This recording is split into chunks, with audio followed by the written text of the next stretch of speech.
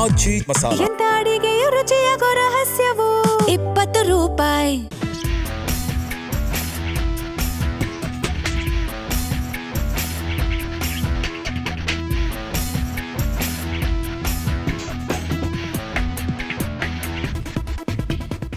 ನಿಮ್ಮೆಲ್ಲರ ಪ್ರೀತಿಯ ಮುಖ್ಯಮಂತ್ರಿ ಚಂದ್ರು ಸರ್ನ ಕಾರ್ಯಕ್ರಮಕ್ಕೆ ವೆಲ್ಕಮ್ ಮಾಡ್ತೀನಿ. ಸರ್, ಕಾರ್ಯಕ್ರಮಕ್ಕೆ ಸ್ವಾಗತ ಸರ್. ನಮಸ್ಕಾರಮ್ಮ. ನಮಸ್ಕಾರ. ಹೇಗಿದ್ದೀರಾ ಸರ್? ಫಸ್ಟ್ ಕ್ಲಾಸ್ ಆಗಿದ್ದೆ. ಏನೊಂದು 7-8 ಕಾಯಿಲೆ ಇದ್ದಾವೆ, ಬಟ್ ತೊಂದರೆ ಇಲ್ಲ. ನೀವು ಬೆಳೆದ ಮೇಲೆ ನೀವು ಅಲ್ಲಿ ಹೋದಾಗ, ಮಠಕ್ಕೆ ಹೋದಾಗ ಹೇಗಿತ್ತು? ಮಧ್ಯೆ ಹೋಗಿ ಬರೋದು ಸಾಮಾನ್ಯವಾಗಿ ಮಠಕ್ಕೆ ಕಾಲು ಬೀಳೋದೆಲ್ಲ ಆಗ್ತಿತ್ತೆ. ಇದಾಗಿರೋದು ನಾನು ಹೇಳ್ತಿರೋದು 68, 69, 70, 71 ಈ ಪೀರಿಯಡು. ನಾನು 83ರಲ್ಲಿ 85ರಲ್ಲಿ MLA. ಎಷ್ಟು ವರ್ಷ ಆಗಿದೆ? 15 ವರ್ಷ. 15 ವರ್ಷ. ಅದು ಬಿಟ್ಬಿಟ್ಟೆ ಬಂದೆ, ಓದ್ದೆ, ಇಲ್ಲೇನೋ ಓದ್ತಿದ್ದೆ. ಮಠಕ್ಕೆ ಮಧ್ಯೆ ಯಾವಾಗಲೂ ಹೋಗ್ತಿದ್ದೆ. ಯಾವಾಗಲೋ ಸ್ವಾಮಿಗಳು ಸಿಕ್ತಾಗ ಅಡ್ಬಿಡ್ರಿ, ಏನಪ್ಪ ಚಂದ್ರು ಅನ್ನೋರು ಅಷ್ಟೇನೆ. ಅವಾಗ ಚಡ್ಡಿ ಚಂದ್ರು ಹೇಳ್ತಿರ್ಲಿ, ರೇಗಿಸ್ತಿರ್ಲಿ. ನೆನಪಿತ್ತವ್ರಿಗೆ. ಹಾಂ, ಚೆನ್ನಾಗಿ ಫಿಕ್ಸ್ ಆಗ್ಬಿಟ್ಟಿದ್ನಲ್ಲಮ್ಮ. 3-4 ವರ್ಷ ಇದ್ನಲ್ಲ. ಆಮೇಲೆ ಒಂದ್ಸತಿ ಮಠದಿಂದ ಫೋನ್ ಬಂತು. MLA 31ನೇ ವಯಸ್ಸಿನಲ್ಲಿ MLA ಆಗಿದ್ದೀನಿ. 15 ವರ್ಷ ಗ್ಯಾಪಲ್ಲಿ ಗೌರಿಬಿದನೂರಿನಿಂದ MLA ಎಲೆಕ್ಟ್ ಆಗ್ಬಿಟ್ಟೆ. ಎಲೆಕ್ಟ್ ಆದ ತಕ್ಷಣ ಅವ್ರಿಗೇನು ಗೊತ್ತಾಯ್ತಾ ಗೊತ್ತಿಲ್ಲ, ಮಠದಿಂದ ಒಂದು ಫೋನ್ ಬಂತು. ಸಿದ್ಧಗಂಗಾ ಮಠದಿಂದ ಸರ್, ಸ್ವಾಮಿಗಳು ಪಿ ಅವ್ರು ಮಾತಾಡ್ತಿದ್ವಿ. ಏನೇನು ಸರ್, ಏನಾಯಿತು ಅಂತ ಕೇಳಿ. ಇಲ್ಲ ಸಾಹೇಬರು ಎಂಥದೋ ಒಂದು ಡೇಟ್ ಕೊಟ್ಟು ಅವತ್ತು ಸಾಯಂಕಾಲ ಸಭೆ ಕೈತು, ಕಲ್ಚರಲ್ ಕಾರ್ಯಕ್ರಮ ಇದೆಯಂತೆ, ಸ್ವಾಮಿಗಳು ಆಜ್ಞೆ ಮಾಡಿದ್ದಾರೆ, ತಾವು ಅತಿಥಿಯಾಗಿ ಬರಬೇಕಂತೆ. ನನಗೆ ಗಾಬರಿ. ಅವ್ರು ಸ್ವಾಮಿಗಳು ಅತಿಥಿ ಏನಿದು ನನ್ನ ಕರೆಯೋದು, ಬರಬೇಕಂತ ಅವ್ರು ಕಡ್ಡಾಯ ಹೇಳಿದ್ದಾರೆ ಅಂತ. ಅವ್ರಿಗೆ ಬೇಕಾದ್ರೆ ಕೊಡಲ ಅಂದರೆ ಏನು ಬೇಡ, ದಯಮಾಡಿ ನಾನು ಬರ್ತೀನಿ. MLA 85. ಅಲ್ಲಿಗೆ ಹೋದರೆ ಅದೇ ಅವತ್ತು ನನಗೆ ಹೇಳಿದಲ್ಲ, ಚಡ್ಡಿ ಚಂದ್ರು ಅಂತ 3-4 ಸಾವಿರ ಜನ, 7-8 ಸಾವಿರ ಜನ ಕೂತವ್ರೆ. ಅವತ್ತು 7-8 ಸಾವಿರ ಕೂತವ್ರೆ. ಕರ್ಕೊಂಡು ನನಗೊಂದು ಚೇರ್ ಹಾಕೋರೆ ಸ್ವಾಮಿಗಳ ಪಕ್ಕ. ನಾನಿಲ್ಲ ಗುರುಗಳೇ, ಕೂತ್ಕೊಳ್ಳೋದ ಅಂತ ನಾನು ನೆಲಕ್ಕೆ ಕೂತ್ಕೊಳ್ಳೋಕೆ ಹೋದೆ. ನಿನ್ನ ಸ್ಥಾನಕ್ಕೆ ನಾನು ಗೌರವ ಕೊಡಬೇಕು, ಕೂತ್ಕೊ ಅಂತ ಕುಂಡ್ರಿಸಿದ್ರು. ನನಗೂ ಅವ್ರಿಗೆ 35-40 ವರ್ಷ ಡಿಫ್ರೆನ್ಸು. ಕೂರಿಸಿ ಆಮೇಲೆ ಮಾತಾಡಿ, ಇವರು ನಮ್ಮೂರು ಅವತ್ತು ಹೇಳಿದ್ರು, ಚಡ್ಡಿ ಚಂದ್ರು ಅಂತ ಪರಿಚಯ ಆಗಿದ್ರು. ಅವತ್ತು ಏನೂ ಓದದೇ ಇರೋ ಒಬ್ಬ ಹುಡುಗ, ಸರಿಯಾಗಿ ಪಾಸು ಮಾಡದೇ ಇರೋ ಒಬ್ಬಾಗ, ಕಾಪಿ ಹೊಡೆದು ಪಾಲಾಗಿದ್ದಾನೆ, ಡಿಗ್ರಿನೂ ಮಾಡಿದ್ದಾನೆ, LLBನೂ ಫೇಲ್ ಆಗಿದ್ದಾನೆ, ಎಲ್ಲ ಗೊತ್ತು ಮಾಹಿತಿ. ಇವತ್ತು ನೋಡಿ, ಸಮಾಜದಲ್ಲಿ ಧೈರ್ಯ ಇದ್ದರೆ, ಇಚ್ಛಾಶಕ್ತಿ ಇದ್ದರೆ, ಸಾಧಿಸಬೇಕು ಅನ್ನೋ ಹಠ ಇದ್ದರೆ, ಬಡವರಾಗಲಿ ಚಿಕ್ಕ ಶ್ರೀಮಂತ ಮುಖ್ಯ ಅಲ್ಲ, ಒಂದು ಇದು ಕ್ಷೇತ್ರಕ್ಕೆ MLA ಆಗಿ ಎಲೆಕ್ಟ್ ಆಗಿದ್ದಾನೆ, ಜನ ಪ್ರೀತಿಸ್ತಿದ್ದಾರೆ, ಇವನ್ನ ಸಿನಿಮಾ ನಟ ಆಗಿದ್ದಾನೆ. ಸೊ ದಿಸ್ ಈಸ್ ಮಾದರಿ ಆಗಬೇಕು ನಿಮಗೆ ಅಂಥೇಳಿ, ನೀನು ಭಾಷಣ ಮಾಡಿ ಇವಾಗ ಅಂತ. ಆಮೇಲೆ ಅದು ಹೇಳಿದ್ರು, ನೀನೇನು ಸಿಕ್ಕಾಪಟ್ಟೆ ತಮಾಷೆ ಮಾಡ್ತೀಯಂತೆ, ತಮಾಷೆ ಭಾಷಣ ಮಾಡು, ನೀನು ಗಂಭೀರ ಮಾತಾಡೋದು MLA ಥರ ಅಂತ. ಸರಿ, ಆಮೇಲೆ ತರಲೆ ಅದೇ ಮಠದ್ದೇ ಕತೆ ಹೇಳ್ಕೊಂಡು ಇನ್ಯಾವುದೋ ಕತೆ ಎಲ್ಲ ಹೇಳಿದ್ದಾರಲ್ಲ, ಅವರೂ ನಕ್ಕರು. ಆಮೇಲೆ ಹಾರ ಹಾಕಿ ಸನ್ಮಾನ ಮಾಡಿ ತಾಂಬೂಲ ಎಲ್ಲ ಕೊಟ್ಟರು, ಕಳಿಸ್ಕೊಟ್ರು. ಆಮೇಲೆ ನಂಟು ಹೋಗೋದು ಬರೋದು ಇದ್ದೆ. ಬಟ್ ಕಣ್ಣಲ್ಲಿ ನೀರು ಬಂತು ಅವತ್ತು. 15 ವರ್ಷದಲ್ಲಿ ನನ್ನ ರಿಫಾರ್ಮೇಷನ್ ಹೆಂಗಾಯಿತು, ಆಮೇಲೆ ಅವ್ರು ಹೆಂಗೆ ಗುರ್ತಿಡಿದ್ರು, ಆಮೇಲೆ ಅದನ್ನು ಹೆಂಗೆ ಅವರು ಪಾಸಿಟಿವ್ ಆಗಿ ತೊಗೊಂಡ್ರು. ತುಂಟನೇ ಇವನು, ಬಟ್ ಬದುಕುವ ಮಾರ್ಗ ಕಲ್ತಿದ್ದಾನೆ. ಆಮೇಲೆ ಅಡ್ವೈಸು ಮಾಡೋದು, ಒಳ್ಳೇದು ಮಾಡು, MLA ಆಗಿದ್ಯಾ, ಕ್ಷೇತ್ರಕ್ಕೆ ಒಳ್ಳೇದು ಮಾಡು, ಗೊತ್ತೈತೆ ಅಂತ ಅವ್ರಿಗೆಲ್ಲ ಮಾದರಿ ಅಂತ ತೋರಿಸಿ ಇದು ಹೇಳ್ದಲ್ಲ, ಯಾವುದು ಎಕ್ಸಾಂಪಲ್ ಏನು ನಡೀತು ಅಂತ. ಆ ಮಠ ಇವತ್ತು ನನಗೆ ಗ್ರೇಟ್. ನಾನು ದೇವರು ಅಂತ ನಂಬಿದ್ರೆ ಆ ಥರ. ನಾನು ಗುಡಿ ದೇವ್ರನ್ನ, ಕಲ್ಲು ದೇವ್ರನ್ನ, ಹಿಂಗೆ 100 ದೂರಗಳನ್ನ, ಅದು ನಂಬಿಕೆ ಪ್ರಶ್ನೆ ಇಲ್ಲ. ನಂಬಿಕೆ ಇದೆ. ನಂಬಿಕೆ ಹೆಂಗಿದ್ರೆ ಮಾಡೋ ಕೆಲಸದಲ್ಲಿ ನಂಬಿಕೆ, ಸೇವೆನಲ್ಲಿ ನಂಬಿಕೆ, ಅದೇ ದೇವ್ರಿಗೆ. ಕಾಯಕವೇ ಏನು ಹೇಳಿದ್ರು ಬಸವಣ್ಣ, ಕಾಯಕವೇ ಕೈಲಾಸ, ಕೈಲಾಗದವ್ರನ್ನ ಮೇಲಕ್ಕೆತ್ತು, ಕೈಲಾಗೋಷ್ಟು ಸಹಾಯ ಮಾಡು. ಆಮೇಲೆ ಆ ತೊಂದರೆ ಸಿಕ್ಕಾಕೊಂಡವ್ರಿಗೆ ಕೈ ಹಿಡಿ. ಆಮೇಲೆ ಈ ಪಾಸಿಟಿವ್ ಗುಣಾತ್ಮಕವಾಗಿರು ಯಾವುದನ್ನು. ಆಮೇಲೆ ಯಾರು ಹೆಂಗನ ಶ್ರೀಮಂತರಾಗಲಿ, ಇರೋದ್ರಲ್ಲಿ ಸಂತೋಷಪಡು, ಈ ಭಾವನೆಯಿಂದ ಕಲ್ತ್ಕೊಂಡಿರೋ ಅನ್ನೋದು. ನಾನು ಕಾಯಕವೇ ಕೈಲಾಸ ಅನ್ನೋದು ಈ ಥರದಲ್ಲಿ ತೃಪ್ತಿ ಪಡ್ತೀನಿ. ಈಗ ಮಠದ ಆ ಸ್ವಾಮಿಗಳನ್ನ ನಾನು ನಡೆದಾಡೋ ದೇವರಾದ್ದರಿಂದ ಅವರೇ ದೇವ್ರು ನನಗೆ ಗೊತ್ತಿಲ್ಲ, ದೇವ್ರು ನನ್ನ ಹತ್ರ ಮಾತಾಡ್ತಿಲ್ಲ, ಯಾವ ದೇವರು ನಂಬಿ ಅಷ್ಟಿದ್ದೀವಿ. ನನಗೆ ಅದು ಕಣ್ಣೆದುರಿಗೆ ಕಂಡಂಥದ್ದು ನಾನೇ ಉದಾಹರಣೆ ಇರೋದ್ರಿಂದ ದೇವರು ನನ್ನ ಕಲ್ಪನೆ. ಕಾಯಕವೇ ಕೈಲಾಸ, ಕೆಲಸವೇ ಕೈಲಾಸ, ಕೈಲಾಗಿದ್ದು ಸಹಾಯ ಮಾಡೋದೇ ಕೆಲಸ. ಮುಖ್ಯಮಂತ್ರಿಗಳು ಅಲ್ಲಿ ಮಾಜಿ ಈ ಥರ ಎಲ್ಲ ಇದ್ದಾವೆ ಸರ್, ಹಾಲಿ ಮಾಜಿ ಅಂತ. ಬಟ್ ನೀವು ಕೊನೆವರೆಗೂ ಕೂಡ ಹಾಲಿ ಮುಖ್ಯಮಂತ್ರಿನೇ ಸರ್. ನಿಮ್ಮ ಹೆಸರು ಎಲ್ಲೂ ಕೂಡ ನೋಡಿ, ಇದು ಹಂಗೇನೆ ಮಠದಲ್ಲಿ ಅದಂಗೆ ಆಯ್ತು ಕತೆ. ನಾನು ಆಮೇಲೆ ಇನ್ನೊಂದು ನಿಮ್ಗೆ ಹೇಳ್ಬಿಡೋದು ಮರ್ತಿಲ್ಲ. ಮಠದಲ್ಲಿ ಓದಿದ್ದಾಯಿತು, ಮದುವೆ ಆಯಿತು. ಮದುವೆನೂ ಕೂಡ ಲವ್ ಮ್ಯಾರೇಜು, ಮಣ್ಣು ಮುಸಿ ಅಂಥದ್ದು ಇಲ್ಲವೇ ಇಲ್ಲ. ಆ ಕಾಲದಲ್ಲಿ ನಿಮ್ಮ ಕಾಪಿ ಕೊಡ್ಸೋಕ್ಕೆ ದುಡ್ಡು ಎಲ್ಲಿರೋದು ಲವ್ ಮಾಡೋಕ್ಕೆ. ನಮ್ಮ ಮನೆಯವ್ರು ನೋಡಿದ್ದು ಹುಡುಗಿನೇ ಒಪ್ಪದೆ. ಸಿರಾ ತಾಲೂಕು ಪದ್ಮ ಅಂತ. ಕರೆಕ್ಟಾಗಿ ಅವ್ಳ ಮುಖ ನೋಡಿದ ಪರದೆ ಬಿಟ್ಟಾಗ್ಲೇನೆ ಯಾವುದು ಮುಹೂರ್ತ ಮಾಡ್ತಾರಲ್ಲ, ಹೆಣ್ಣು ನೋಡಿರ್ಲಿಲ್ಲ. ಹೋಗಿದ್ದೆ ಅದು ಒಂದು ದೊಡ್ಡ ಕತೆ. ಹೆಣ್ಣು ಕರ್ಕೊಂಡು ಹೋಗಿದ್ರು.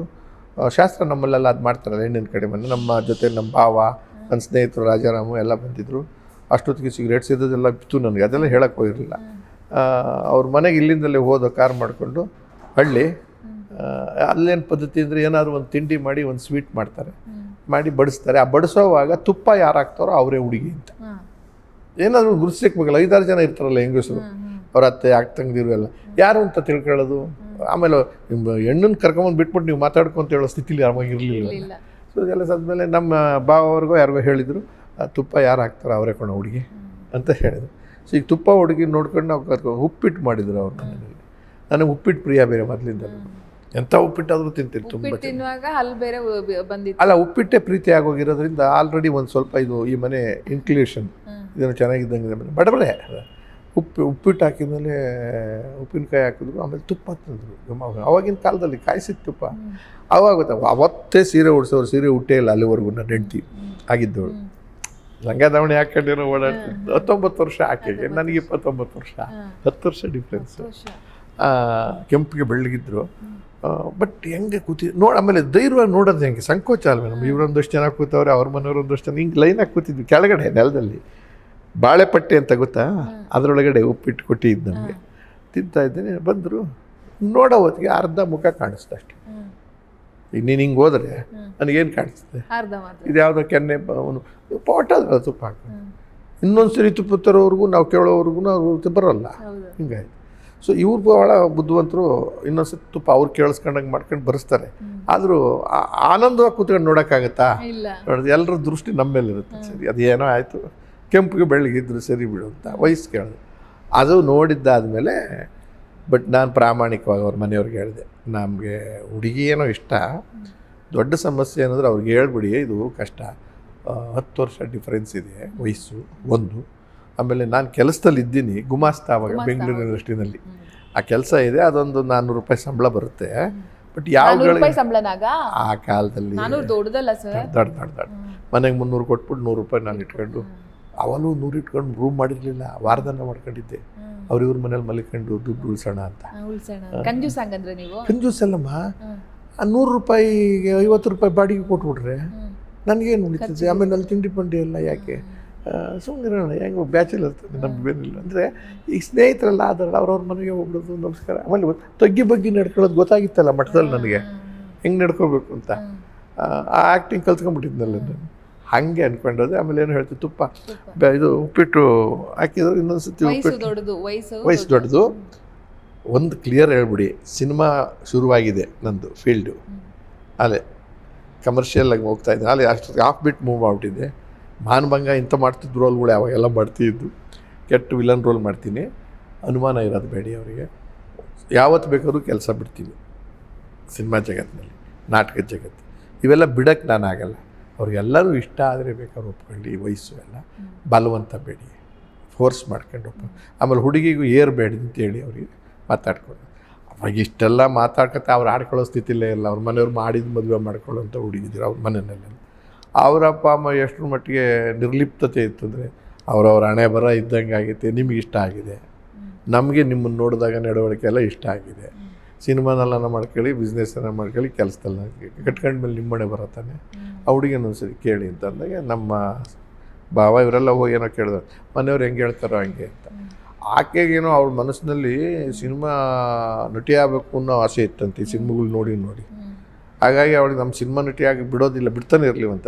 ಕಟ್ಕೊಂಡಾಗ ನಾವು ಮದುವೆ ಆಗೋಕ್ಕಾರು ಯಾರೋ ಬಂದವರೆಲ್ಲ ಮಾಡ್ಕೊಂಬಿಡೋಣ ಅಂತ ಅವಳು ಯೋಚನೆ ಮಾಡಿದ್ರು. ಏನೋ ಆಯ್ತು ಅದರದ್ದು. ಆಮೇಲೆ ಒಪ್ಕೊಂಡು ಮದುವೆ ಮಾಡಿದ್ರೆ ಸರಳವಾದ ಮದುವೆ. ಒಂದು ಬಸ್ನಲ್ಲಿ ನಾವು ನಮ್ಮ ಸಂಬಂಧಿಕರನ್ನೆಲ್ಲ ಕರ್ಕೊಂಡು ಅವ್ರ ಊರಿಗೆ ಹೋದೆ. ಹಳೆಯ ಕಾಲದ ಸಂಪ್ರದಾಯ ಥರ ದೇವಸ್ಥಾನದಲ್ಲಿ ಹುಡುಕೆ ಹೊಡೆಯೋದು, ಒಂದೊಂದು ಗಂಡು ಪೇಟ ಕಟ್ಕೊಂಡಿರ್ಸೋದು, ಪರದೆ ಕಟ್ಟಿ ಮದುವೆ ಮಾಡೋದು, ಅದನ್ನೇ ಅದೇ ಥರ ಸರಳ ಮಾಡ್ಕೊಂಡು ಇಲ್ಲೊಂದು ರಿಸೆಪ್ಷನ್ ಮಾಡಿಕೊಂಡೆ. ಫಸ್ಟ್ ಟೈಮ್ ಆಕೆ ಬೆಂಗಳೂರಿಗೆ ಬಂದಿರೋದು 83 ಜೂನ್. ಸೊ ದಟ್ ಈಸ್ ಅದು ಮದುವೆ ಆದಮೇಲೆ TV ಆಕಸ್ಮಿಕ, ಸಿನಿಮಾ ಆಕಸ್ಮಿಕ ಅಂದ್ರೆ ನಾನು ಹುಡಿಕೊಂಡು ಹೋಗಿದ್ದೇನೆ. ರಾಜಕಾರಣ ಆಕಸ್ಮಿಕ ಹುಡಿಕೊಂಡು ಹೋಗಿದ್ದಿಲ್ಲ. ಮದುವೆನೂ ಮನೆಯವ್ರು ಮಾಡಿದ್ದು ಒಟ್ಕೊಂಡೆ. ಈ ಎಲ್ಲವೂ ಆಕಸ್ಮಿಕಗಳ ಲಕ್ಕಿ ಹಂಗಂದ್ರೆ ನೀವಂತರ ಇರ್ಬೋದು. ಲಕ್ ಇತ್ತು ನಿಮ್ಗೆ. ಅದಕ್ಕೆ ನಾನು ಹೇಳೋದು ನನ್ನ ಹೆಂಡತಿ ಬಂದಮೇಲೆ ಆಗಿರ್ಬೋದು ಅಂತ. ಅಲ್ಲಿವರೆಗೂ ಇಲ್ವಲ್ಲ, ಅಲ್ಲಿಗೆ ಲಕ್ಕಿ ಬಂದಿದ್ದು ಅವಳು. ಟಿ ವಿ ಪಾಪ್ಯುಲರ್ ಆಗಿದ್ದು ಅದರಿಂದ, ಸಿನಿಮಾ ಪಾಪ್ಯುಲರ್ ಆಗಿದ್ದಲ್ಲಿಂದಲ್ಲ. ಅವಳು ಬಂದು ವರ್ಷನೇ ಚಕ್ರವ್ಯೂಹ ರಿಲೀಸ್ ಆಗಿದ್ದು ಮದುವೆ ಆಗಿ 83ರಲ್ಲಿ ಹಿಟ್ಟಾಗೋಯ್ತು. 10-12 ಪಿಕ್ಚರು. ಕೆಲಸ ಬಿಡಬೇಕಾದ್ರೆ ಅವಳಿಂದಲೇ ಕೆಲಸ ಹೋಯ್ತು ನನಗೆ, ಅಂದರೆ ಅಷ್ಟು ಪಾಪ್ಯುಲರ್ ಆಗ್ಬಿಟ್ಟೆ. ಮುಖ್ಯಮಂತ್ರಿ ಚಂದ್ರು, ಮುಖ್ಯಮಂತ್ರಿ ಅನ್ನೋದು ಉಳಿದು ಬಿಟ್ಟಿದೆಯಲ್ಲ ಸರ್, ಅದು ಎಷ್ಟು ಖುಷಿ ಇದೆ ನಮಗೆ. ನಮ್ಗೆ ಬರೀ ಚಂದ್ರು ಅಂತ ಗೊತ್ತೇ ಆಗಲ್ಲ ನಿಮ್ಮನ್ನ. ನಾವು ಏನೇ ಇದ್ರೂ ಮುಖ್ಯಮಂತ್ರಿ ಚಂದ್ರು ಸರ್ ಅಂತಾನೆ ಹೇಳಬೇಕು. ನಿಮಗೆಲ್ಲ ಹೆಚ್ಚು ಖುಷಿ ಆಗುತ್ತೆ.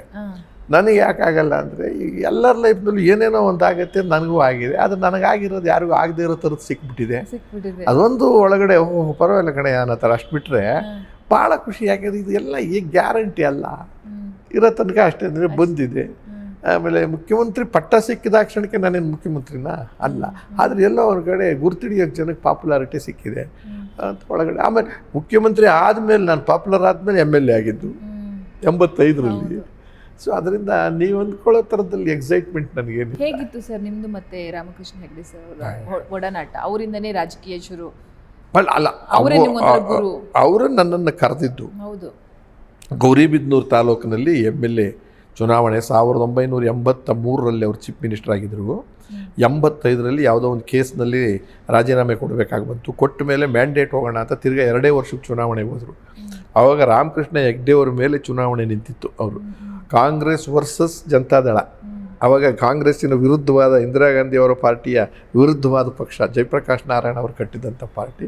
ರಾಮಕೃಷ್ಣ ಹೆಗ್ಡೆ ಅವರು, ದೇವೇಗೌಡರು, ಬೊಮ್ಮಾಯಿ, JH ಪಟೇಲ್ರು, ದಿಗ್ಗಜರು, ರಾಚಯ್ಯನವರು, ಇವರೆಲ್ಲ ಮುತ್ಸದ್ದಿ ರಾಜಕಾರಣ ಇದ್ದಂಥ ಪೀರಿಯಡ್ನಲ್ಲಿ ಆಗ ನಾವು ಮುಖ್ಯಮಂತ್ರಿಗಳಿಗೆ ಏನು ಅನ್ನಿಸ್ತು, ಈ ಸತಿ ಚುನಾವಣೆನ ಬರೀ ಸೀನಿಯರ್ಸ್ಗೆ ಕೊಡೋದು ಬೇಡ, ಒಂದು 15-20 ಜನನ ಯಂಗ್ಸ್ಟರ್ಸ್ನ ತರೋಣ, ವಿದ್ಯಾವಂತರನ್ನ, ಬೇರೆ ಬೇರೆ ಫೀಲ್ಡಲ್ಲಿರೋರನ್ನ. ಯಾಕೆ ನನ್ನ ಹೆಸರಿನಲ್ಲಿ ಚುನಾವಣೆ ನಡೆಯುತ್ತೆ, ಗೆದ್ದರು ಗೆಲ್ಲಿ ಅವರು, ಆ ಲೆಕ್ಕದಲ್ಲಿತ್ತು.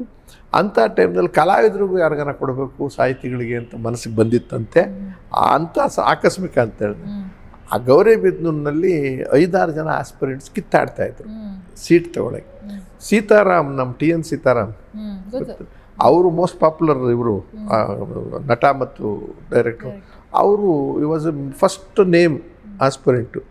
ಬಟ್ ಬ್ಯಾಡ್ ಲಕ್ ಏನೋ ಅವ್ರು ಬ್ರಾಹ್ಮಣ. ಅಲ್ಲಿ ಬ್ರಾಹ್ಮಣ ಪ್ರಶ್ನೆ ಬರೋದಿಲ್ಲ. ಅಲ್ಲಿ ಟಿಕೆಟ್ ಕೊಡುವಾಗ 5 ಜನದ ಕಿತ್ತಾಡ್ತಿರ್ಬೇಕಾದ್ರೆ ಇವ್ರ ಹೆಸರೇ ಫಸ್ಟು. ಆಗ ಅವರು ಸಾಹಿತಿ ಬ್ರಾಹ್ಮಣರು ಕೊಡ್ಬೋದು ಅಂತ ಪ್ರಶ್ನೆ ಬಂದಾಗ ಅವರು, ನಾನು ಅಲ್ಲಿ ಇನ್ನೊಂದೇನಿತ್ತು ಅಂದರೆ ಅನಂತನಾಗ್ ಶಂಕರ್ ಆಲ್ರೆಡಿ ಹೆಗ್ಡೆ ಅವ್ರ ಜೊತೆ ಸೇರ್ಕೊಂಡು ಪ್ರಚಾರ ಮಾಡ್ತಿದ್ರು ಈ ಪಾರ್ಟಿ ಬಗ್ಗೆ. ಅವ್ರಿಗೆ ಯಾರಿಗಾನ ಕೊಡೋದು ಅಂತ ಏನೋ ಬಂದಾಗ, ನಾನು ಚೀಫ್ ಮಿನಿಸ್ಟರ್ ಬ್ರಾಹ್ಮಣ, ಇನ್ನೊಬ್ಬರು ಬ್ರಾಹ್ಮಣರಿಗೆ ಕೊಡೋದು ಚೆನ್ನಾಗಿರೋದಿಲ್ಲ, ತಪ್ಪಾಗುತ್ತೆ ಅಂದಾಗ ಅಲ್ಲಿ ಸೀತಾರಾಮದು ಅದೇ ಪ್ರಶ್ನೆ ಬಂತಲ್ಲ, ಬ್ರಾಹ್ಮಣ ಪ್ರಶ್ನೆ ಇರ್ಬೋದು. ಇನ್ನು ವಿಕ್ರಾದವರು ಒಂದಾಗಲೇ ಇಲ್ಲ. ಅವರು ಕೊನೆಗೇನಾಯಿತು, ಯಾರಾದರೂ ನೀವು ಒಬ್ರಿಗೆ ಹೇಳಿ ಟಿಕೆಟು, ನಾನು ಕೊಡ್ತೀನಿ, ಅದು ನೀವು ಇಷ್ಟು ಜನ ಕಿತ್ತಾಡಿದ್ರೆ ಯಾರಿಗೆ ಕೊಟ್ಟರು 4 ಜನ ಸೋಲಿಸ್ತೀರಾ, ಈ ಥರದ್ದೆಲ್ಲ ಬಂದಾಗ ಮುಖ್ಯಮಂತ್ರಿಗಳು ಹೇಳಿದ್ದೆ ಅವತ್ತಿಗೆ. ಅದು ನಾನೆಲ್ಲ ಮದ್ರಾಸ್ನಲ್ಲಿದ್ದೆ, ನಾಗಾಭರಣದ ಪಿಕ್ಚರಲ್ಲಿ ಶೂಟಿಂಗ್ ಮಾಡ್ಕೊಂಡು, ಅಂಬರೀಷು, ಶೇಖರ್ ನಾಗವ್ರದ್ದು ಯಾವುದು, ಅಲ್ಲಿಗೆ ಫೋನ್ ಮಾಡಿ ಕರೆಸ್ಕೊಂಡು ಜಂಪ್ ಮಾಡಿ ಹೇಳ್ತೀನಿ, ಅದೆಲ್ಲ ಹೇಳಿದ್ದೀನಿ. ಸಡನ್ನಾಗಿ ಖುದ್ದನ್ನ ನನಗಿಷ್ಟ ಇಲ್ಲದೆ ಇದ್ರು ಅಲ್ಲಿಂದ ಶಂಕರ್ ನಾಗ್ಗೆ ರಾಮಕೃಷ್ಣ ಹೆಗ್ಡೆ ಅವ್ರು ಫೋನ್ ಮಾಡಿ, ನನಗೆ ಫೋನ್ ಮಾಡಿ ಅರ್ಜೆಂಟಾಗಿ ಬಾ ಅಂತ. ಗಾಬರಿ ಆಗಿ ನಾನು CM ಫೋನಿಗೆ ಬಂದುಬಿಡ್ತಲ್ಲ, ಯಾಕಪ್ಪ ಅಂತ, ಟಿಕೆಟ್ ಕೊಟ್ಟಿದ್ದೀನಿ ಬಾ ಅಂತ. ಅವ್ರು ಏನು ಟಿಕೆಟ್ ಇದು, ನಾನು ತಾಲೂಕ್ ಪಂಚಾಯತ್ಗೂ ನಿಂತಿಲ್ಲ ಅಂತ ಗಲಾಟೆ. ಶಂಕರ್ನ ಹೋಗಿ ತಿಳ್ಕೊಂಬೋಗು, ಆಮೇಲೆ ನೋಡ್ಕೊಳ್ಳೋಣ ಏನಾಗಿದೆಯೋ ಅಂತ ಶೂಟಿಂಗ್ ಬ್ರೇಕ್ ಮಾಡಿ ಮದ್ರಾಸಿಂದ ಕಳಿಸ್ಕೊಟ್ರು. 15ರಿಂದ 20 ದಿವಸದೊಳಗಡೆ ಅನಿವಾರ್ಯವಾಗಿ ಇಷ್ಟ ಇಲ್ಲದೆ ಇದ್ದು ನಿಂತ್ಕೊಂಡು MLA ಆಗೋಗ್ಬಿಟ್ಟು. Ramakrishna Hegde is the right ಮನುಷ್ಯ. ಅವಾಗ ಶಂಕರ್ನ, ನಾಗರಾಜ್ ಮೂರ್ತಿ, BL ಶಂಕರ್ ಅಂತ ಇಲ್ಲೆಲ್ಲ ಇದ್ದರು. ಸೀತಾರಾಮ್ ಅವರು ನನ್ನ ಜೊತೆಗೆ ಏಜೆಂಟಾಗಿ ಕೆಲಸ ಮಾಡಿದ್ರು. ಮತ್ತು ದೊಡ್ಡ ಕತೆ. ಫೋನ್ ಮಾಡಿ ರಾಮಕೃಷ್ಣ ಹೆಗ್ಡೆ ಅವರು ಗಾಬರಿಯಾಗಿ ನಾನು ಬರೋದನ್ನು ತಿರುಗಿ ಇಲ್ಲಿಗೆ ಕರೆಸ್ಕೊಂಡು ರಾಜಿ ಮಾಡಿಸಿ ಕೆಲಸಕ್ಕೆ ರಾಜೀನಾಮೆನೂ ಕೊಟ್ಟಾಯಿತು, ಎಲ್ಲ ಆಯಿತು. ಹಾಗೆ ಸೂಪರ್ ಸರ್. ಸರ್, ಶಂಕರ್ ನಾಗ್ ಸರ್ ಆಗಿರ್ಬೋದು, ಪ್ರಭಾಕರ್ ಸರ್ ಆಗಿರ್ಬೋದು, ಅಂಬರೀಷ್ ಸರ್, ವಿಷ್ಣುವರ್ಧನ್, ಹೀಗೆ ಎಲ್ಲ ಲೆಜೆಂಡ್ಗಳ ಜೊತೆ ಕೆಲಸ ಮಾಡಿದ್ದೀರಾ. ಎಲ್ಲರ ಜೊತೆ ಕೂಡ ನಿಮಗೆ ಒಡನಾಟ ಇದೆ. ಸೊ ಶಂಕರ್ ನಾಗ್ ಸರ್ ನೀವು ಕಂಡಂತೆ ಎಲ್ಲೂ ಹೇಳದಂಥ ವಿಚಾರಗಳಿದ್ರೆ ಹೇಳೋದಾದ್ರೆ? ನನಗೆ ನನ್ನನ್ನೇ ನಾನು ನೋಡ್ಕೊಂಡಂಗೆ ಆಗುತ್ತೆ ಶಂಕರ್ನಾಗ್ನ. ಅಂದರೆ ಅದಕ್ಕಿಂತ ಭಿನ್ನವಾದ ವ್ಯಕ್ತಿತ್ವ, ಸರಳತೆ, ಸಜ್ಜನಿಕೆ, ಸೌಜನ್ಯ, ಮನುಷ್ಯ ಗುಣಗಳಿದ್ದು ಅವನಲ್ಲಿ ಭಾಳ ನೋಡಿ. ಅವನಿಗೆ ನಾನು ಸೆಲೆಬ್ರಿಟಿ, ನಾನು ಹೀರೋ, ನಾನು ಲಕ್ಷಾಂತರ ರೂಪಾಯಿ ದುಡಿತಾ ಇದ್ದೀನಿ, ಆ ಥರದ್ದಿಲ್ಲವೇ ಇಲ್ಲ. ಆಮೇಲೆ ಡೌನ್ ಟು ಅರ್ತ್ ಅಂತೀವಲ್ಲ ಹಾಗೆ. ಈಗ ಅದು ಹೀರೋ ಅಂದ ತಕ್ಷಣ ಬಂದ ತಕ್ಷಣ ಅವನಿಗೆ ಸಪ್ರೇಟ್ ಕಾರು, ಸಪ್ರೇಟು ಜಾಗ, ಸಪ್ರೇಟ್ ಊಟ ತಿಂಡಿ ಎಲ್ಲ. ಏನಿಲ್ಲ, ನಾವೆಲ್ಲೆಲ್ಲಿ ಕೂತಿರ್ತೀವಿ ಅಲ್ಲಿ ಹುಡಿಕೊಂಬರೋನು, ಕೂಗ್ಕೊಂಡು ಬರೋನು, ಏಯ್ ಒಬ್ಬನೇ ಏನು ಮಾಡಲಿ ನಾನು ಬರೋ ರೂಮ್ಗೆ ಅಂತ ಕರೆಯೋದು, ನಮ್ಮನ್ನು ಕರೆಯೋದು. ಸೊ ಲೊಕೇಶನ್ನಲ್ಲಿ ನಮ್ಮ ತಟ್ಟೆ ಒಳಗಡೆ ತಿಂಡಿ ತಿನ್ಕೊಂಬಿಡೋನು ಅವನು, ಸಾಕು ಊಟ ನನಗೆ ಅಂತ. ಆಮೇಲೆ ಯಾರಾದರೂ ಲೈಟ್ ಬಾಯ್ ಸ್ವಲ್ಪ ಕಷ್ಟ ಬೀಳ್ತಿದ್ರೆ ಹಿಡಿಯೋಕ್ಕೆ ಅದನ್ನು ಹೆಲ್ಪ್ ಮಾಡಿಬಿಟ್ಟು ಹೋಗಿ ಅವನೇ ಎತ್ತಿಟ್ಬಿಡೋನು, ಕ್ಯಾಮ್ರಾ ಕೆಲಸ ಮಾಡೋನು. ಅಲ್ಲೇನಾದರೂ ಕಸ ಗುಡಿಸೋದು ಯಾರಾದ್ರು ಲೇಟ್ ಆಯ್ತು ಅಂದರೆ ಅವನೇ ಕಸ ಗುಡಿಸ್ಬಿಡೋನು. ಈ ಥರದಲ್ಲಿ ಸ್ಪೀಡ್ ಇತ್ತು. ಏನು ಕೆಲಸ ಮಾಡ್ಬಿಡ್ಬೇಕು. ಆಮೇಲೆ ನಾನು ಹೀರೋ ಅನ್ನೋ ಪ್ರಶ್ನೆ ಇರ್ತಿರ್ಲಿಲ್ಲ. ನಮಗೆ ಮುಂಚೆ ಬಂದು ನಾನು ಮೇಕಪ್ ಕೂತಿದ್ರೆ ಹೀರೋ ಬಂದರು ಅಂತ ಅವ್ರಿಗೆ ಮಾಡಿಸ್ತಿರ್ಲಿಲ್ಲ. ಮಾಡಿಸ್ಕೊಳ್ಳಿ, ಚಂದ್ರವ್ರು ಮಾಡಲಿ, ನಾನು ಕೂತ್ಕೊತೀನಿ, ಒಂದು ಸಿಗರೇಟ್ ಸೇರ್ಕೊಂಡು ಮಾಡಲಿ. ಅದೆಲ್ಲ ಆದಮೇಲೆ ಅವ್ನು ಕೂತ್ಕೊಂಡು ಮಾಡಿಸ್ಕೊಂಡು, ಕಾಫಿ ಕುಡಿಬೇಕಾದ್ರೆ, ಟೀ ಕುಡಿಬೇಕಾದ್ರೆ ನಮ್ಮನ್ನೆಲ್ಲ ಟೀಮ್ ಏನಿತ್ತು ಅವನ್ನೆಲ್ಲ ಹುಡುಕಿ ಅವ್ರ ಜೊತೆಯಲ್ಲೇ ಊಟ ತಿಂಡಿ ಮಾಡಬೇಕಾಯ್ತು. ವಿಶೇಷವಾದ ಊಟ ಏನೂ ತರಿಸ್ಕೊತಿರ್ಲಿಲ್ಲ, ಏನು ತಂದಿರ್ತಾರೆ ಅದನ್ನೇ ಅಗಲಿಕೆ ದಿನ ಸರ್, ಸಣ್ಣ ವಯಸ್ಸಿನಲ್ಲಿ ತಡ್ಕೊಳಕ್ಕಾಗಲಿಲ್ಲ. ಯಾಕೆಂದರೆ ಸಾಯೋ ವಯಸ್ಸಲ್ಲ, 38 ಇರಬೇಕು ಅಂತ ಕಾಣಿಸುತ್ತೆ. ನಾನು ದೊಡ್ಡಣ್ಣ, ಸುಂದರ್ ಕೃಷ್ಣರ್ಸು ಎಲ್ಲ GVIR ಪಿಕ್ಚರ್ ಮಾಡ್ತಾಯಿದ್ದು ಚನ್ನಪಟ್ಟಣದಲ್ಲೋ ಎಲ್ಲೋ ಒಂದು ಕಡೆ, ಚನ್ನಪಟ್ಟಣನೋ ರಾಮನಗರನೋ ಎಲ್ಲ. ಆವಾಗ ಸುದ್ದಿ ಬಂತು ನಮಗೆ, ಜೋಕುಮಾರಸ್ವಾಮಿ ಸಿನಿಮಾ ಮಾಡಬೇಕು ಅಂತ ಹೋಗ್ತಿರ್ಬೇಕಾದ್ರೆ ಹಿಂದಿನ ದಿವಸ ಅನಂತ್ನಾಗು, ನಮ್ಮ ಅರುಂಧತಿ ನಾಗ್ ಅವರ ಶ್ರೀಮತಿಯವರು ಅವರೆಲ್ಲ ಕೂತ್ಕೊಂಡು ಪಾರ್ಟಿ ಗಿರ್ಟಿ ಮಾಡಿಕೊಂಡು ಅವತ್ತು ಹೋಗಬೇಡ ಅಂತ ಅಂದ್ರಂತೆ ಅಂತ ಸುದ್ದಿ. ಯಾರು? ಅನಂತ್ನಾಗ್. ರಾತ್ರಿ ಹೊತ್ತು ಬೇಡ ಅಂತ. ಸೊ ಹೆಂಡತಿ, ಮಗು, ಡ್ರೈವರು ಅವರು ಕಾರಲ್ಲಿ ಹೊರಟ್ರು. ಬೆಳಗ್ಗೆ ಅಲ್ಲಿ ಪೂಜೆಗೆ ಹೋಗ್ಬೇಕು. ಬೆಳಗ್ಗೆ ಹೋದ್ರಾಯ್ತು ಅಂತ ಎಲ್ಲರಿಗೂ ಕೇಳಲಿಲ್ಲ, ಮಾತನಾಡ್ರು. ಆಕಸ್ಮಿಕ ಘಟನೆ ನಡೆದೋಯ್ತು. ಅವ್ರು ಡ್ರೈವ್ ಮಾಡ್ತಿದ್ರು ಅಲ್ವ ಅದು ನನಗೆ ಗೊತ್ತಿಲ್ಲ. ಸ್ಪಾಟ್ನಲ್ಲೇ ಇಬ್ಬರು ಹೊರಟವರು, ಮುಂದುಗಡೆ ಕೂತಿದ್ದವರು ಅಂದರೆ ಡ್ರೈವರ್ ಆ್ಯಂಡ್ ಇವರು. ಇವರಿಬ್ಬರು ತಾಯಿ ಅವರಿಗೆ ಭಾಳ ಮಲ್ಟಿಪಲ್ ಆರ್ಗನ್ಸು ಫ್ರ್ಯಾಕ್ಚರ್ ಆಗೋಗಿತ್ತು. ಯಾರಿಗೆ? ಮಗು ಸ್ವಲ್ಪ ಬೆಟರ್ ಆಗಿತ್ತು. ಅದು ಕೆಳಗಡೆ ಲೋಯರ್ ಇವು ಲಾರಿ ಇದು ಬಂದು ಹೊಡೆದ್ಬಿಟ್ರೆ ಏನೋ, ಲಾರಿ ನಿಂತಿದ್ದು ಲಾರಿ ಹೋಗಿ ಹೋಗ್ತೀವಿ, ಕಂಬಿಗಳೇನೋ ಆಯಿತು. ಶಾಕಿಂಗ್. ಸುಮಾರು ಒಂದು 15 ದಿವಸ ನಮಗೆ ಯಾವುದ್ರ ಮೇಲೂ ಆಸಕ್ತಿ ಇಲ್ಲ, ಇಷ್ಟೇನ ಜೀವನ ಅನ್ನೋ ಥರ ಆಗೋಯ್ತು. ಅಂದರೆ ಸಾಯೋ ವಯಸ್ಸಿನಲ್ಲಿ ಸತ್ರ ಬೇಜಾರಾಗಲ್ಲ, ಕಾಯಿಲೆ ಬಿದ್ದರೆ ಸತ್ರ ಬೇಜಾರಾಗಲ್ಲ. ದುರಂತ, ಕೆಟ್ಟದಾಗ ದುರಂತ ಆಗಿ ಚೆನ್ನಾಗಿದ್ದವನು ಇನ್ನೂ 30, 40, 50 ವರ್ಷ ಏನೇನೋ ಮಾಡು. ಅವನಿಗೆ ರಾಜ್ಯದ ಬಗ್ಗೆ ವಿಷನ್ ಜಾಸ್ತಿ. ರೋಪೇ ಮಾಡಬೇಕು, ನಂದಿ ಬೆಟ್ಟಕ್ಕೆ ಮೆಟ್ರೋ ತರಬೇಕು. ಆ ಕಾಲದಲ್ಲಿ ಅವನಿಗೆ ಆ ಒಂದು ವಿಷನ್ ಇದ್ದಂಥ ವ್ಯಕ್ತಿ. ಬೇಜಾರಾಯ್ತು. ಅಂಬರೀಷ್ ಸರ್ ಮತ್ತು ನೀವೆಲ್ಲ ಒಂಥರ ಎಣ್ಣೆ ಫ್ರೆಂಡ್ಸು, ನೀವಿಬ್ಬರ ಒಡನಾಟ, ಅವರಿದ್ದಲ್ಲಿ ನಗು ಮಸ್ತಿ. ಅಂಬರೀಷು ಕಲಾವಿದ, ಬೆಸ್ಟು ನಂಬರ್ 1 ಕಲಾವಿದ ಅಂತ ನಾನು ಹೇಳಲ್ಲ. ನಂತರನೇ ಅದೃಷ್ಟವಂತ ಕಲಾವಿದ ಪಾತ್ರ ಮಾಡೋದ್ರಲ್ಲಿ. ಎಲ್ಲ ಪಾತ್ರನೂ ತುಂಬ ಚೆನ್ನಾಗಿ ಮಾಡಿದ್ರ ಅದಿಲ್ಲ, ಬಟ್ ಜನ ಮೆಚ್ಚಿದ್ರೆ ಡೆಫಿನೆಟಾಗಿ ಮೆಚ್ಚಿದ್ರು. ಅಂದರೆ ಮನುಷ್ಯನಾಗಿ ಜನ ಮೆಚ್ಚಿಬಿಟ್ರು. ಅವನ ಮನುಷ್ಯನ ಅಂತರಂಗ ಬಹಿರಂಗದಲ್ಲಿ ಬಹಳಷ್ಟು ವ್ಯತ್ಯಾಸಗಳಿರ್ತಿರಲಿಲ್ಲ. ಅವನು ಸಿಗರೇಟ್ ಸತಿ ಜನಕ್ಕೆ ಗೊತ್ತಾಗ್ತಿತ್ತು, ಗುಂಡು ಹಾಕೋದು ಜನಕ್ಕೆ ಗೊತ್ತಾಗ್ತಾಯಿತ್ತು, ಅವ್ರಿವ್ರ ಹೆಣ್ಮಕ್ಳಿಗೆ ಲವ್ ಯು ಮಾಡೋದು ಕೂಡ ಅವ್ನ ಜನಕ್ಕೆ ಗೊತ್ತಿರೋದು, ಅದು ಹೇಳ್ಕೊಂಡು ಬಿಡೋನು. ಅವರ ಆ್ಯಕ್ಟಿಂಗ್ನಲ್ಲೂ ಕೂಡ ತುಂಬ ಚೆನ್ನಾಗಿ ಮಾಡೋನು. ಬೆಂತಟ್ಟಿ ಅವ್ನು 2 ಸತಿ 3 ಸತಿ ಏನಾದರೂ ಮಾಡಪ್ಪ ಸರಿ ಹೋಗಲಿಲ್ಲ, ಸರಿ ಹೋಗಿ ಅವ್ರು ಯಾರ ಕೈಲ ಮಾಡಿಸ್ಕೊಳ್ಳಪ್ಪ, ಏನು ಬೇಕಾದ್ರೂ ಬದಲಾವಣೆ ಕೊಡ್ತಾರೆ. ನಾನು ಮಾಡೋದೇ ಇಷ್ಟು, ಇವಾಗ ತಗೊಂಡ್ರು ಅಷ್ಟೇ, ಸಾಯಂಕಾಲ ತಗೊಂಡ್ರು ಅಷ್ಟೇ ತಗೋ ನನ್ನ ಕತೆ, ಒಳ್ಳೆ ಕತೆ ಆಯಿತು. ಅದೇ ನಾನೇನು ಆಕ್ಟ್ರ ಹೋಗ ಅಂತಲೇ ಬೈದ್ಬಿಡು. ಅಂದರೆ ಆ ಫ್ರ್ಯಾಂಕ್ನೆಸ್ ಇತ್ತು ಅವನಿಗೆ. ಅದೆಲ್ಲಕ್ಕಿಂತ ದಾನಶೂರ, ಯಾರಿಗೂ ಗೊತ್ತಾಗದೇ ಇರತ್ತ ಸುಮಾರು ಜನಕ್ಕೆ ಆತ ತಾನು ದುಡಿದಿದ್ದ ದುಡ್ಡು ತನ್ನ ಚಟಾ ಚಪ್ಪಲುಗಳಿಗೆ ಅಲ್ಲದೆ ಈ ಥರದ್ದಕ್ಕೆ ಅವನು ಇನ್ನೊಂದು ಭಾಗ ಭಾಳ ಗುಣಾತ್ಮಕವಾದ ಕೆಲಸಗಳನ್ನೆಲ್ಲ ಮಾಡಿದ್ದಾರೆ. ಅಂಥದ್ದು ನಮ್ಮನ್ನೆಲ್ಲ ಕಂಡ್ರೆ ತುಂಬ ಪ್ರೀತಿ. ನಾವ್ಯಾರನ್ನ ಇದ್ದ ತಕ್ಷಣನೇ ಡೈರೆಕ್ಟ್ರಿಗೆ ನೋಡ ದೊಡ್ಡಣ್ಣ ಇದ್ದಾನೆ, ಉಮಾಶ್ರೀ ಇವರೆಲ್ಲ ಇದ್ದಾರೆ, ಬೇಕಾದ ಅಷ್ಟು ಬರ್ಕೊಳ್ಳಿ, ಜಾಸ್ತಿ ಡೈಲಾಗ್ಸ್ಗಳು ಅವ್ರಿಗೆ, ನಮಗೆಲ್ಲ ಕಡಿಮೆ ಮಾಡೋ ಒಂದು ಫೈಟಿಂಗ್ ಇಡಿ, ಒಂದು ಡ್ಯಾನ್ಸ್ ಇಡಿ, ನಾವು ಮಾಡ್ಕೊಂಡು ಹೋಗ್ತೀವಿ, ನಮಗೆಲ್ಲ ಮಾತು ಬಿಟ್ಕೊಂಡೆಲ್ಲ ಮಾಡಬೇಡಿ ಅನ್ನೋತಲ್ಲೇ ಹೇಳ್ಬೋದು. ಆಮೇಲೆ ಅವ್ರು ಓಪನ್ ಆಗಿ ಬರೋದು ನಾನು 9:10 ಗಂಟೆ ನಮಗೆಲ್ಲ ಬೈದು ಬಿಡೋನು. ಯೂಶ್ವಲಿ ಸಿನಿಮಾದಲ್ಲಿ ಹೆಂಗೆ Rajkumar is different, Vishnuvardhan is different. ಬೆಳಗ್ಗೆ ಹೋದ ತಕ್ಷಣ ಶೆಟ್ಗೆ ಹೋಗ್ಬೇಕು, ನಮಸ್ಕಾರ ಹಾಕ್ಬೇಕು, ಡಿಸಿಪ್ಲಿನ್ ಏನು ಸಿಗರೇಟ್ಸ್ ಎತ್ಕೊಂಡು ಅಲ್ಲಿಂದ ಕೂಗ್ಕೊಂಡು ಬರೋದು, ಜೋರು ವಾಲ್ಯೂಮ್. ಅವ್ರಿಗೆ ಪಿಸ್ಮಾತು ಅನ್ನೋದೇ ಗೊತ್ತಿಲ್ಲ, ವಾಯ್ಸ್ ಜೋರು. ಅವ್ನು ಅಲ್ಲೇ ಸ್ಪೀಡ್ ಆಡೋದು ಸ್ಟೆಟ್ಟಲ್ಲೇ. ಎಲ್ಲ ನಮಗೇನೆ ನಾಳೆ ಬೆಳಗ್ಗೆ ಬೇಗ ಬಂದರೆ ಓದ್ಬಿಡ್ತೀನಿ ನಿನಗೆ, ನೀನು ಬಂದೀಯ ಅಂತ ನಮಗೆಲ್ಲ ಬೈತಾರಲ್ಲಿ, ನೀನು ಲೇಟಮ್ಮ ನಾನು ಲೇಟಮ್ಮ ಶೂಟಿಂಗ್ ಹೇಳ್ಕೊಡ್ತಿದ್ರು. ಇಲ್ಲಿ ಕಾರ್ ಹಾಕೊಂಡು ನಾನು ಬರ್ತೀನಿ, ನೀನು ಕರ್ಕೊಂಡು ಹೋಗ್ತೀನಿ, ನೀನು ಹೋಗ್ಬೇಡ ಅಂತ ಹೇಳ್ಬೋದು. ಇಲ್ಲ ರೂಮಿಗೆ ಕರ್ಸ್ಕೊಂಬಿಡೋರು, ಕಾರ್ ಕೊಟ್ಬಿಟ್ಟು ಅಲ್ಲ ಅವ್ನು ಸ್ನಾನ ಮಾಡಿ ಊಟ ಮಾಡಿ ತಿಂಡಿ ತಿನ್ನೋದಾಗ ಅಲ್ಲ ಹೋಗಂಗೆ ಇಲ್ವಲ್ಲ, 11 ಗಂಟೆಗೆ ಜೊತೆಯಲ್ಲಿ ಹೋಗೋದು. ಹೋಗ್ತಿದ್ದಂಗೆ ಇನ್ನೇನೋ ರೇಗ್ ಬಿಡೋದು ಅಲ್ಲಿ ಯಾರ ಮೇಲೂ, ಯಾಕೆಂದ್ರೆ ಅವ್ನು ಬೈಬಾರ್ದು ಯಾರು. ಆ ಥರ ಟ್ರಿಕ್ಸ್ ಎಲ್ಲ ಬಟ್ ಕೆಲಸ ಪಾರ್ಟಿ ಎಲ್ಲ ಹೇಗೆ ಮಾಡ್ತಿದ್ರಿ? ಅಯ್ಯೋ ತಪ್ಪಿಸ್ಕೊಂತಿದ್ದು. ಸಾಯಂಕಾಲ 7 ಗಂಟೆಯಿಂದಲ್ಲ ಅವ್ನು ಯಾಮಾರ್ಸ್ ಓಡೋಗ್ಬಿಡ್ಬೇಕು, ಇಲ್ದಿದ್ರೆ ಕಾರ್ಗೆ ಹಾಕೊಂಡು ಹೋಗ್ಬಿಡೋ. ಬೆಳಿಗ್ಗೆನ ಕೂತ್ಕೋಬೇಕು ಅಂದರೆ ಕಾರ್ಗೆ ಅಂದರೆ ಅವನಿಗೆ ಜನ ಇರಬೇಕು, ಯಾರು ಅವ್ರು ಇವ್ರು ಅಂತಲ್ಲ, ಅದರೊಳಗೂ ಪಾತ್ರ ಮಾಡೋರು ಮಾತಾಡೋರು ಇಂಥವ್ರು ಬೇಕೇ ಬೇಕು. ಏಯ್ ಎಲ್ಲಿ ಹೋಗ್ತಾ ಇದೆಯಾ, ಡೈರೆಕ್ಟ್ರಿಗೆ ನೋಡೋಣ ಅವ್ನೇನ ಸೀನ್ ಇದೆಯಾ, ಸ್ವಲ್ಪ ಕಟ್ ಮಾಡ್ಬಿಡು, ನಾಳೆ ಮಾಡ್ಕೊ, ಅದು ಕಳ್ಸೋವನ್ನ ಅವನು ಹಿಂಗೆ ಎಳ್ಕೊಂಡು ಕಾರ್ಗೆ ಹಾಕ್ಕೊಂಡು ಅವ್ರ ರೂಮ್ ಯಾವಾಗಲೂ 10, 15, 20 ಜನ, ಒಂದು ಇಸ್ಪೀಟ್ ಗ್ಯಾಂಗ್, ಒಂದು ಡ್ರಿಂಕ್ಸು, ಒಂದು ಮಾಂಸದ್ದು ಕೂತಾಯ್ತು. ಆಮೇಲೆ ಬಾಗಿಲು ಹಾಕ್ಸ್ಬಿಡೋನು ಹೋಗ್ಬಾರ್ದು ಅಂತ ಚಕ್ಕರ್ ಹಾಕಿ, ರಿಸರ್ಸು ಅಲ್ಲೇ ಮಾಡ್ಕೋಬೇಕು, ಅವನ ಒಳಗಡೆನೆ ಟ್ಯಾಕ್ಸ್ಗೂ ಅಲ್ಲೇ ಹೋಗ್ಬೇಕು, ಬೋಲ್ಟ್ ಹತ್ರ ಅವನಿಗೆ ಖುಷಿ ಆಗೋವರೆಗೂ ಆಟ ಆಡಬೇಕು. ಆಮೇಲೆ ಮಾಂಸ ಗಿಂಸ ಅವ್ನು ಚೆನ್ನಾಗಿ ತಿಂತಿದ್ದ ಮನುಷ್ಯ. ನಮ್ಮ ಕತೆ ಹೇಳಮ್ಮ ಆಗ್ತಿರ್ಲಿಲ್ಲ, ಏಯ್ ಗೊತ್ತಿಲ್ರಿ ತೆಗ್ದು ಅವ್ನ ಕೈಯಲ್ಲಿ ಅವನೇ ಹಾಕ್ಬಿಡೋನು, ಅದನ್ನು ಯಾಮಾರ್ಸಿನ ಯಾರಿಗೂ ಹಾಕ್ಬೇಕು ನಾವು, ಹಿಂಗೆಲ್ಲ ಮಾಡ್ತಿದ್ದೆ. ಅದರೊಳಗಡೆ ಸಿಟ್ಟು ಬರ್ತಿರ್ಲಿಲ್ಲ ನಮಗೆ, ನಗು ಪ್ರೀತಿ, ಅಪಾರವಾದ ಪ್ರೀತಿ, ಯಾವುದು ಕೆಡಿಸ್ಬೇಕು. ಅದು ಎಂತೆಂಥದ್ದು ಹೋಟ್ಲಿಂದ ಮುಕ್ತ ತರಿಸ್ಕೊಂಡು ಅಲ್ಲಿಂದ ಕೀಮಾ ತೊಗೊಂಬ, ಅಲ್ಲಿಂದ ನಾನ್ ವೆಜ್ ತೊಗೊಂಬ, ಇಲ್ಲಿಂದ ದೋಸೆ ತೊಗೊಂಬ, ಇಲ್ಲಿಂದ ತುಪ್ಪ ತೊಗೊಂಬ ಅಂತ ಅವರು ಅಡುಗೆ ಮನೆ ಥರನೆಲ್ಲ ಜೋಡಿಸ್ಬಿಟ್ರು. ಯಾರು ಯಾವಾಗ ಬೇಕಾದ್ರೂ ತಿನ್ಕೋಬೋದು. ಸಿನಿಮಾ ಆ್ಯಕ್ಟಿಂಗ್ ಮಾಡೋದಕ್ಕೆ ಕಾನ್ಸಂಟ್ರೇಟೇ ಮಾಡ್ತಿರ್ಲಿಲ್ಲ ಅವರು, ಇವಕ್ಕೆ ಕಾನ್ಸಂಟ್ರೇಷನ್ ಜಾಸ್ತಿ ಬಂದಾಗ. ಬಟ್ ಜ್ಞಾಪಕ ಶಕ್ತಿ, ಅಬಂಡೆಂಟ್ ಜ್ಞಾಪಕ ಶಕ್ತಿ. ಒಂದು ಸುಮಾರು ನನಗೆ 700ನಿಂದ 800 ಫೋನ್ ನಂಬರ್ ಬಾಯಿನಲ್ಲಿತ್ತವ್ರು, ತೆಗೆದು ನೋಡೋದು ಇದೆಲ್ಲ ಇಲ್ಲವೇ ಇಲ್ಲ. ನಂಬರ್ ಹೇಳ್ಬಿಡು, ಚಂದ್ರದಾ ಮಾಡು, ಟಗ ಟಗ ಟಗ ಅವ್ರಿಗೆ ಬೇಕು ಒಂದು 700-800 ಫೋನ್ಗಳು ತಲೆ ಒಳಗೆ ಇಟ್ಟು. ಅವ್ರು ಎಷ್ಟರ ಮಟ್ಟಿಗೆ ಮನುಷ್ಯ ಒಳ್ಳೆಯವನು ಕೇಳ್ತೀನಿ. ನಾನು MLA ಆದಾಗ ಫಸ್ಟ್ MLA ಟಿಕೆಟ್ ನಾನು ಬೇಡ ಗಿಡ ಅಂತಂದಾಗ ಅವನು ಬಂದು ಬೈದವನೊಬ್ಬ, ಬುದ್ಧಿ ಇದು ಎಷ್ಟು ಜನ ಟಿಕೆಟ್ಗೋಸ್ಕರ ಒದ್ದಾಡ್ತಾ ಇದ್ದಾರೆ. ರಾಮಕೃಷ್ಣ ಹೆಗ್ಡೆ ಅವ್ರು ಏನೋ ನಿನ್ನ ಮನಸ್ಸು ಮಾಡಿದ್ದಾರೆ, ಇವ್ರಿಗೂ ಕೊಟ್ಟಿಲ್ಲ, ಅನಂತನಾಗು ಶಂಕರ್ನಾಗು, ಮುಚ್ಕೊಂಡು ಹೋಗು. ಅವ್ರದ್ದೇ ಶೂಟಿಂಗ್ ಇತ್ತು, ಮುಚ್ಕೊಂಡು ಹೋಗು ಅಲ್ಲಪ್ಪ ಡೈರೆಕ್ಟ್ರ್ ನಾನು ಹೇಳ್ತೀನಿ ಹೋಗಿ ನಾನೇ ಇರೋ.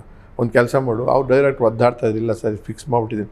ಒಂದು ಕೆಲಸ ಮಾಡು, ನೀನು ಬೆಳಗ್ಗೆ ಹೊತ್ತು ಕ್ಯಾನ್ವಾಸ್ಗೆ ಹೋಗು, ರಾತ್ರಿ ಫ್ಲೈಟ್ ಹಿಡ್ಕೊಂಡು ಬಾ ಬೆಂಗಳೂರಿಂದ, ರಾತ್ರಿ ಎಲ್ಲ ಶೂಟಿಂಗ್ ಮಾಡೋಣ, ಡೇಟ್ ಕೊಡ್ತೀನಿ ನಾನು, ನೀನು ಬೆಳಗ್ಗೆ ತಿರ್ಗೋ ಹೋಗಿ ಕ್ಯಾನ್ವಾಸ್ಗೆ. ಹಾಗೆ ಮದ್ರಾಸ್ಗೆ ಇಲ್ಲಿಗೆ ರಾತ್ರಿ ಮದ್ರಾಸು, ಬೆಳಗ್ಗೆ ಗೌರಿಬಿದನೂರು, ರಾತ್ರಿ ಮದ್ರಾಸು, ಹಿಂಗೆ 7-8 ಜನ. ಸೀತಾರಾಮ್ ಅವರಿದ್ದು ಹಾಗೆ ಮಾಡಿ 15,000 ರೂಪಾಯಿ ಕ್ಯಾಶ್ ನನ್ನ ಕೈ ಕೊಟ್ಟು ಆ ಕಾಲದಲ್ಲಿ ದೊಡ್ಡ ಅಮೌಂಟ್ ಕೊಟ್ಟು 8 ಚುನಾವಣೆ ಆಗತಕ್ಕ ಹಿಂಗೆ ಮಾಡು ಅಂತೇಳಿ ಗೆದ್ದ ಮೇಲೆ ಅಲ್ಲೇ ಸನ್ಮಾನ ಅವನೇ ಫಸ್ಟ್ ಮಾಡಿದ್ದು. ಸೂಪರ್ ಹೆಂಗೆ ಚಿಕ್ಕ ವಯಸ್ಸು ಮಾಡುವ ಎಲ್ಲ ಒಳ್ಳೆ ಕೆಲಸ. ಅದೆಲ್ಲ ಆಗಿ ಒಂದು 6-7 ತಿಂಗಳ ಹೊತ್ತಿಗೆ ಮುನ್ನೆ ಯಾವುದೋ ಪಿಕ್ಚರ್ ಸಿಕ್ಕಿದಾಗ ಏನು ಹೆಂಗೆ ಎಲ್ಲ ಜನ ಸಾರ್ ಕೆಲಸ ಮಾಡೋಕ್ಕಾಗ್ತದೆ, ಯಾಕೆ ಅಂತ ಅಂದರು. ಯಾಕಪ್ಪ ಅಂತಂದರು, ಹಿಂಗೆ ಒಂದು 26 ಶಾಲೆಗಳು ಗುಡಿಸ್ನಲ್ಲಿದ್ದಾವೆ, ಕಟ್ಸೋದಕ್ಕೆ ದುಡ್ಡು ಕೇಳಿದ್ರೆ ಸರ್ಕಾರದಲ್ಲಿ 2 ಸ್ಕೂಲಿಗೆ ಕೊಡ್ತೀನಿ, 3 ಸ್ಕೂಲಿಗೆ ಕೊಡ್ತೀನಿ ಅಂತಾರೆ. ಏನು MLA ಮಾಡೋದು ನಾನು, ಅದು ಮುಗಿಸ್ಬೇಕು ಅಂತಂದರು. ಎಷ್ಟಾಗುತ್ತೆ ಲೆಕ್ಕ ಹಾಕೋ ಅಂತ ಅಂದರು. ಲೆಕ್ಕ ಹಾಕ್ಕೊಂಡೆ, ಕನಿಷ್ಠ ಏನಿಲ್ಲ ಅಂದರೆ ಒಂದು 7-8 ಲಕ್ಷ ರೂಪಾಯಿ ಬೇಕಾಗುತ್ತೆ. ಆವತ್ತಿನ ಕಾಲಕ್ಕೆ 20,000-25,000ಕ್ಕೆಲ್ಲ ಒಂದು ಬಿಲ್ಡಿಂಗ್ ಕಟ್ಬೋದಾಗಿತ್ತು, ಸ್ಕೂಲ್ನ ಮಾಡ್ಕೊಳ್ಳೋಂಥದ್ದು. ಮಾಡ್ಬೋದು ಅಂತ ಒಂದು ಕೆಲಸ ಮಾಡ್ಯಾ ನೀನು, ಸ್ಟಾರ್ ನೈಟ್ ಮಾಡ್ಯಾ, ದುಡ್ಡು ಕಲೆಕ್ಟ್ ಮಾಡಿ ನೀನೇ ಕಟ್ಸಯ್ಯ, ಒಬ್ಬ MLA ಮಾಡಲಿ, ಸಾಧನೆ ಆಗಲಿ. ಆ ಹುಚ್ಚದ ಸಿಕ್ಕ ನಾನು ಶುರು ಮಾಡ್ಕೊಂಡು ಸ್ಟಾರ್ ನೈಟ್ ಅಂತ ಮಾಡಿ, ಅವಾಗ ಮುಖ್ಯಮಂತ್ರಿ ನಾಟಕ ಭಾಳ ಪಾಪ್ಯುಲರ್ ಇತ್ತು. ಆಮೇಲೆ ನಾಟಕ ಹಾಕ್ಕೊಂಡು ಒಂದಷ್ಟು ಕಲೆಕ್ಟ್ ಮಾಡೋಣ ಅಂತ ಪ್ಲ್ಯಾನ್ ಮಾಡಿದ್ರು. ಅವ್ರು ಹೇಳಿದ್ರು, ಸ್ಟಾರ್ ನೈಟ್ ನಾನು ಮಾಡ್ತೀನಪ್ಪ, ನೀನೇ ಬರಬೇಕಲ್ಲ. ನಾನು ಏನು ಹೇಳ್ತಾ ಇರೋದು ಇವಾಗ, ನಿನಗೋಸ್ಕರ ಹೇಳ್ತೀನಿ, ಮಾಡು, ನಾನು ಅರೇಂಜ್ ಮಾಡಿಕೊಡ್ತೀನಿ ಎಲ್ಲ, ತಲೆ ಕೆಡಿಸ್ಕೊಬೇಡ, ಟಿಕೆಟ್ ಕಡಿಮೆ ಇಡು, ಬೇರೆ ಈ ನಾಟಕಕ್ಕೆ ಜಾಸ್ತಿ ಇಟ್ಕೋ ಅಂತ ಹೇಳಿದ್ರು. ಆವಾಗ ನಾನು ನಾಟಕಕ್ಕೆ 1,000 ರೂಪಾಯಿ ಟಿಕೆಟ್ ಚೌಡಯ್ಯದಲ್ಲಿ ಮಾಡಿ, ಆ ಟಿಕೆಟ್ ಮಾರಿ, ಆಮೇಲೆ ಸ್ಟಾರ್ ನೈಟ್ ಮಾಡಿ, ಸ್ಟಾರ್ ನೈಟ್ಗೆ ಒಂದು 7-8 ಸಾವಿರ ಜನ ಸೇರಿದ್ರು. 10 ರೂಪಾಯಿ 15 ರೂಪಾಯಿ ಟಿಕೆಟ್ ಅಷ್ಟೇನೇ. ಆದರೆ ಕರ್ಕೊಂಬಂದಿದ್ದು ಎಷ್ಟು ಜನ ಗೊತ್ತಾ, 25 ಜನ, 5-6 ಜನ ಹೀರೋಯಿನ್ಗಳೆಲ್ಲ ತಮಿಳ್ನಾಡಿನ ಅಂಬಿಕಾ, ಮಹಾಲಕ್ಷ್ಮಿ, ಗೀತಾ ಇಂಥವ್ರನ್ನೆಲ್ಲ ಕರ್ಕೊಂಡು, ಹೀರೋಗಳಿಗೆಲ್ಲ ಬೈದು ಕರೆಸ್ಕೊಂಡು, ವಿಷ್ಣುವರ್ಧನ್ ಕರೆಸ್ಕೊಂಡು ಗೌರಿಬಿದನೂರಿಗೆ ಬಂದು ಆ ಕಾಲದಲ್ಲಿ 7.5-8 ಲಕ್ಷ ರೂಪಾಯಿ ಕಲೆಕ್ಷನ್ ಆಯಿತು.